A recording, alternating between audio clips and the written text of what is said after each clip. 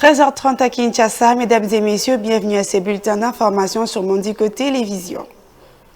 Les contestataires du résultat provisoire des élections législatives et provisoires et des élections du conseiller communaux ont 8 jours, soit du 22 au 29 janvier 2024, pour saisir la Cour d'appel et les tribunaux de grandes instances. La Commission électorale nationale indépendante l'a rappelé dans un communiqué rendu public le mercredi 24 janvier 2024. Images et commentaires. Selon le communiqué de la Commission électorale nationale indépendante CENI, les candidats municipaux qui contestent le résultat ont 8 jours pour saisir le cours d'appel faisant office de cour administrative d'appel et des tribunaux de grande instance faisant office de tribunaux administratifs qui, eux, disposent de 60 jours, soit du 30 janvier au 29 mars 2024 pour traiter ces recours. Et la publication de résultats définitifs interviendra le 30 mars 2024. La Commission électorale nationale indépendante a publié le nom de 688 candidats élus provisoirement députés provinciaux sur les 780 attendus sur l'ensemble de la RDC. 2 jours plus tard, elle a dévoilé les noms de 915 candidats élus provisoirement comme des conseillers municipaux sur plus de 50 000 candidats ayant postulé. Selon le résultat provisoire de la CENI, ces scrutins organisés pour la première fois depuis 1987 ont été organisés uniquement dans les chefs-lieux de province, mais la voie est tracée pour le futur afin de les organiser dans toutes les communes du pays, avait indiqué Denis Kadima lors de la publication de ce résultat provisoire. Ici est de signaler que le territoire sous contrôle du M23 et celui qui fait face à la milice de Mobondo ne sont pas concernés par le résultat publié par la CENI. À cette catégorie s'ajoutent les circonscriptions électorales de Massimanimba en province du Kwilu et de Yakoma dans la province du Nord Ubangi où la CENI a annulé tous les suffrages suite aux irrégularités documentées par elle sans préjudice des conclusions des enquêtes en cours. Les circonscriptions électorales de Boudjala, province du Sud Ubangi, de Bunongo et de Makanza, province de l'Équateur, ne sont pas non plus concernés. D'après la décision lue par Patricien Seya, rapporteur de la CENI, la commission ad hoc continue à enregistrer les dénonciations en rapport avec le cas de vandalisme, de détention illégale des dispositifs électroniques de vote, ainsi que de violences perpétrées sur les électeurs et les personnels de la CENI. Les sanctions appropriées seront prises en l'endroit de tous les candidats et agents de la CENI qui seront impliqués dans les cas précités. Dans un communiqué daté du 19 janvier adressé au vice-ministre, ministre de l'Intérieur Peter Kazadi, l'ex-gouverneur de la ville Jontini Ngobila sollicite la levée de la suspension faite aux accusations portées contre sa personne. Ngobila a été destitué de ses fonctions pour fraude électorale et autres. Suivez.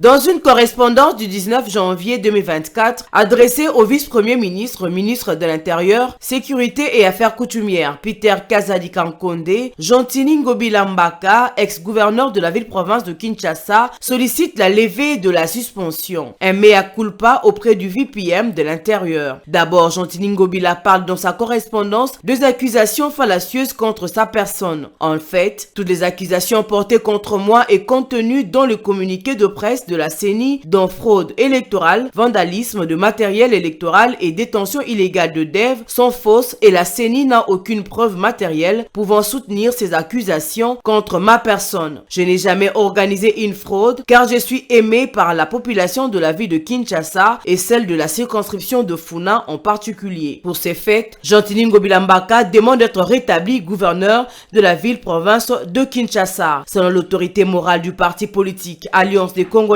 progressistes ACP, les accusations de fraude électorale portées à sa charge qui ont eu pour conséquence sa suspension ne reposent sur aucune preuve. Dans un autre chapitre, la création d'une nouvelle plateforme politique nommée Pacte pour un Congo retrouvé au sein de l'Union sacrée par Vital Kamerhe et autres ne fait pas unanimité à la majorité présidentielle. Si Augustin Kabouya le banalise, Alphonse Capin, de cadre de l'UDPS Tshisekedi, lui parle des ambitions démesurées. Il les appelle tout simplement à la loyauté au chef de l'État, Félix-Antoine Tshisekedi. Il est au micro de Rontaluela et de Otik Lombo. C'est une surprise désagréable, parce que je ne peux pas admettre des gens qui se sont convenus d'avoir une plateforme politique et qu'en son sein, qu'on trouve encore des individus qui créent des sous-plateformes. Moi, je pense que ça, c'est juste un calcul politique pour obtenir une certaine majorité et prévaloir et diriger la primature. C'est une erreur de la part de M. Vital Kamerhe, pour lequel j'ai beaucoup de respect, mais malheureusement, à travers cet acte, je pense que c'est vraiment manquer de la loyauté envers le chef de l'État et envers les autres de l'Union sacrée. J'ai eu à entendre le chef de mon parti politique, M. Augustin Kabouya, minimiser ces faits, mais je pense quand même que c'est un fait gravissime, hein, parce qu'ils ont tous concouru pour que le chef de l'État ait un deuxième mandat et le soutenir jusqu'à la fin. Donc on ne va pas commencer dès le début de la deuxième mandature montrer son avidité du pouvoir. Moi je crois que ces gens doivent rester unis, ils doivent garder le même idéal, ils doivent poursuivre le même but. Ils ne doivent pas, dès le début comme ça, chercher à s'effrayer d'autres voies pour être au-dessus des autres. Je crois que le chef de l'Union sacrée, c'est le président Félix Antoine Tshisekedi Tshilombo. Et tous les gens doivent s'aligner comme un seul homme derrière le chef de cette plateforme politique. Ne soyons pas naïfs. Si les gens ont des visions démesurées, effectivement, on pourrait arriver à un éclatement. Raison pour laquelle nous nous en appelons à la loyauté. Moi, je crois que c'est ça le problème dans ces pays. Hein? Moi, je crois que du moment où nous avons trouvé un compromis, on a accepté de marcher ensemble, les gens doivent s'aligner et respecter leurs engagements. Et pour finir, les activistes des droits des femmes ont organisé une marche de protestation le jeudi 25 janvier 2024. Par cette manifestation, elles voulaient dénoncer le mariage forcé dont les victimes sont les filles mineures, non seulement à Kinshasa, mais également dans le reste du pays. Le dernier cas en date, c'est le mariage du pasteur Kassamba Kana qui a récemment pris en mariage une fille d'apparence mineure. Un cas qui a défrayé la chronique. Suivez. Une mobilisation tous azimuts, c'est celle des femmes juristes, journalistes et autres organisations féminines. Foulard blanc sur la tête, de noir vêtues, elles ont manifesté contre le mariage forcé dont sont victimes de nombreuses jeunes femmes à travers le pays. Pour ces activistes de droits des femmes, la goutte d'eau qui a fait déborder le vase, c'est le mariage du pasteur Pierre Kassamba Kana avec une fille d'apparence mineure. Elles sont parties de la place des évolués jusqu'au palais de justice, siège du ministère de la Justice et garde des Sceaux, un ministère dirigé par une femme. L'avocate Honorine Bokachanga était parmi les manifestantes. Nous, les mamans congolaises, les femmes congolaises, réunies au sein du cadre du groupe de pression des organisations de défense des droits des femmes, venons solliciter votre propre implication dans l'affaire du mariage forcé engagé entre le pasteur Pierre Kassamba Kana et la jeune adolescente Meda.